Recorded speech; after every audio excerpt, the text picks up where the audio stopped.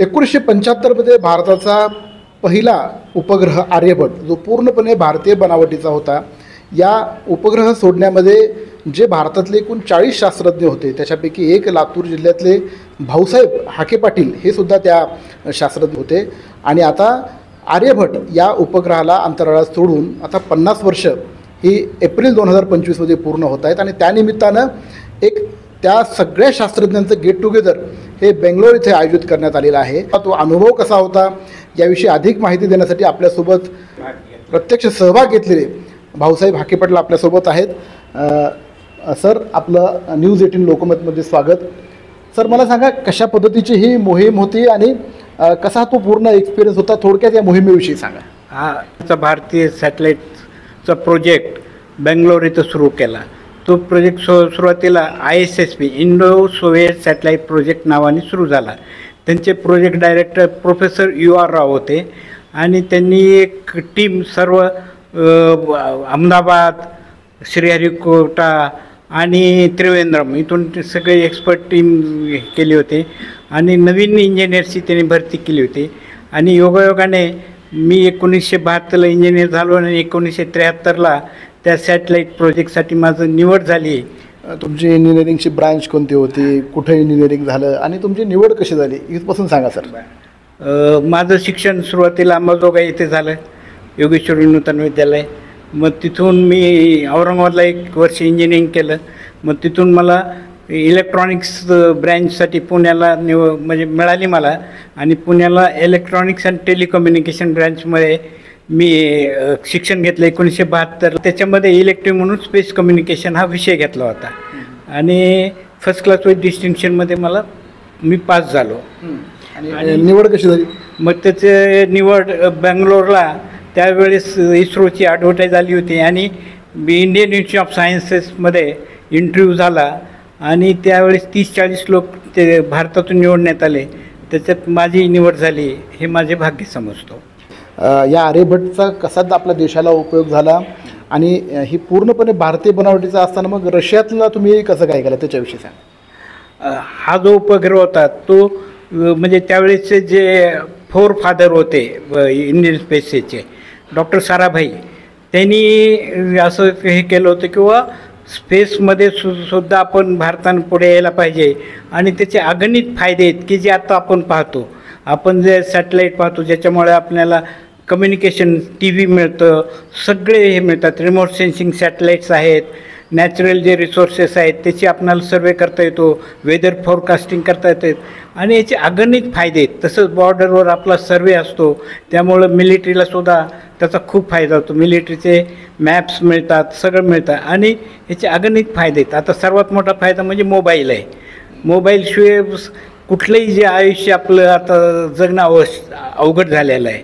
हे सगळे फायदे त्या सॅटेलाईटमुळे आले आणि त्याचं दूरदृष्टी होती doctor Sarabhai, professor Satish Dhawan, doctor UR राव. आणि यांनी एक असं ठरवलं की आपण एक स्वतःचा सॅटेलाईट पाहिजे भारतीय बनावटीचा. आणि तो बनावटीचा सॅटेलाईट सुरू करण्यासाठी बेंगलोरची त्यांनी निवड केली. किंवा बेंगलोरला सगळे इन्फ्रास्ट्रक्चर होते, सगळ्या कारखाने होते जिथून सॅटेलाईट बनवायला सोयी उपलब्ध होऊ शकतील. म्हणून ते पिने इंडस्ट्रियलमध्ये 3 शेड किरायाने घेतले. सुरुवातीला खूप अडचणी होत्या. सगळे इंजिनियर्स नवीन होते, टेक्निशियन्स नवीन होते, शास्त्रज्ञ नवीन होते आणि कुठलीही त्यावेळी सोय नव्हती. आम्ही ज्यावेळी जॉईन झाले त्यावेळेस बसण्याला खुर्च्याही नव्हत्या. तेव्हापासून ते कपाट आणणे, खुर्च्या नेमणे असापासून तो प्रोजेक्ट सुरू झाला आणि सर्वांनी मेहनत केली आणि हा प्रोजेक्ट 2 वर्षात कंप्लीट केला.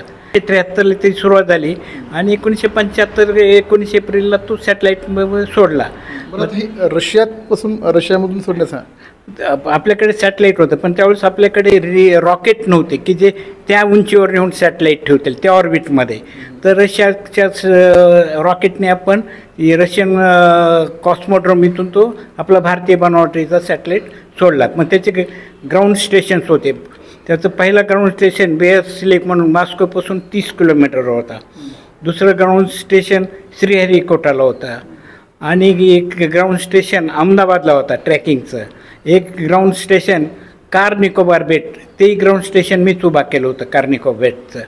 ह्या ग्राउंड स्टेशनहून सॅटेलाईट ट्रॅकिंग होते, टेलिमेट्री, डाटा रिसिव्हिंग आणि सॅटेलाईट टेलिकमांड म्हणजे कमांडिंग ह्या सगळ्या ह्या ग्राउंड स्टेशनवर केल्या जायच्या. तर आता 50 वर्ष या मोहिमेला पूर्ण होत आहेत. आता सगळे जमण्यामागचं कारण काय? आता याच्यामध्ये 2 कार्यक्रम बेंगलोरला होणार आहेत. एक 10 मार्चला इस्रोनी डॉक्टर यू आर रावचा जन्मदिवस आहे म्हणून सर्व जे वर्क ज्यांनी आर्यभट्ट या सॅटेलाईटवर काम केलं त्यांना त्यांनी तिथं इन्व्हिटेशन केलेलं आहे. त्यांची ते सगळी सोय करतायत. त्याच्यानंतर एक कार्यक्रम 19 एप्रिलला बेंगलोरमध्येच होणार आहे.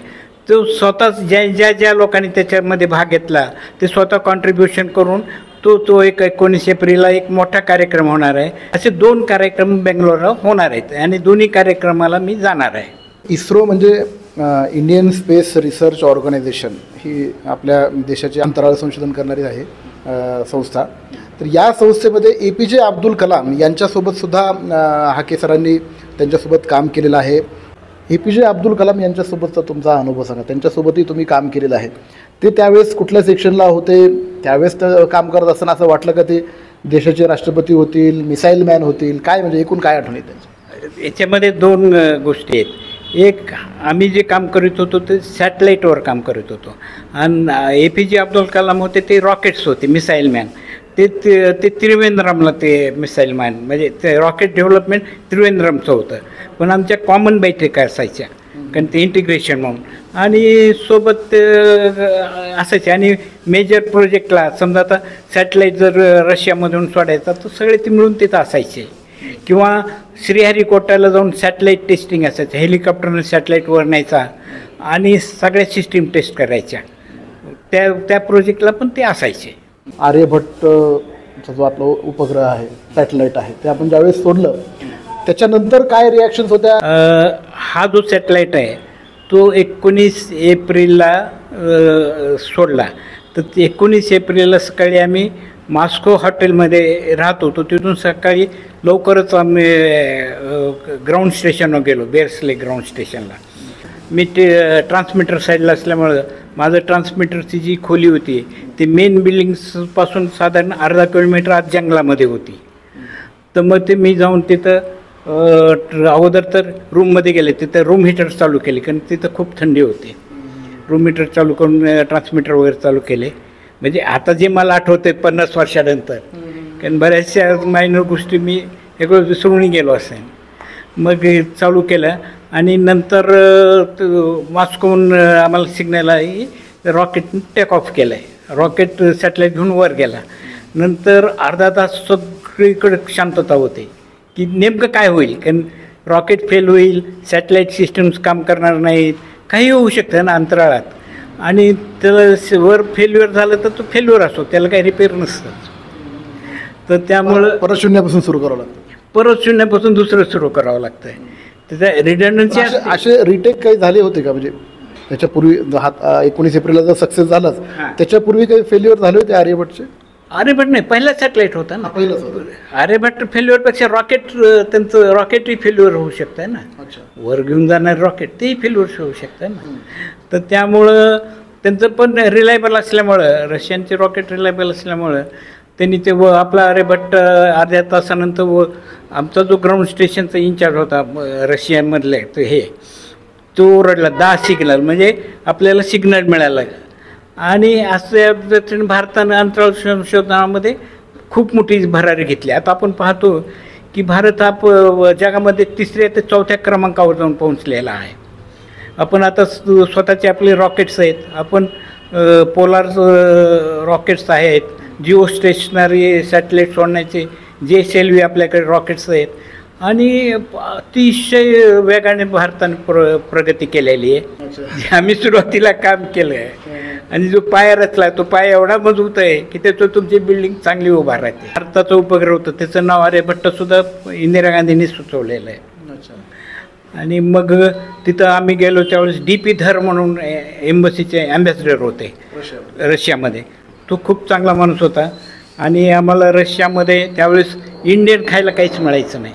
मग ते इमर्सीमध्ये बोलून आम्हाला इंडियन थोडं द्यायचं, भारतीय जेवण द्यायचं. हे सांगा म्हणजे उपग्रह ज्यावेळेस अंतराळामध्ये झेपवला त्याच्यानंतर भारतामध्ये कशी त्यावेळेस प्रतिक्रिया होती आणि प्रधानमंत्री त्यावेळेस इंदिरा गांधी होत्या, तर त्यांचं तुमची काही भेट झाली होती का नंतर? रशियामधून जो उपग्रह सोडला त्याच्यानंतर दुसऱ्या दिवशी हे जे कॉस्मोड्रोमला गेलेले होते प्रोफेसर UR राव वगैरे ते मॉस्कोला आले. मग ते 3-4 दिवस डॉक्टर UR राव, सतीश धवन ते मॉस्कोमध्येच होते.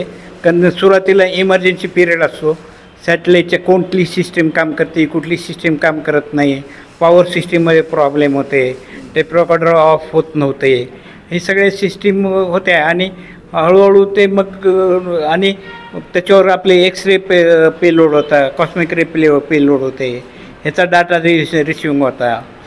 असे इंदिरा गांधीची भेट झाली नंतर मग काय झालं की सतीश धवनला इंदिरा गांधींनी आणि सगळ्यांना इंदिरा गांधींनी ह्याला बोलवलं, दिल्लीला बोलवलं.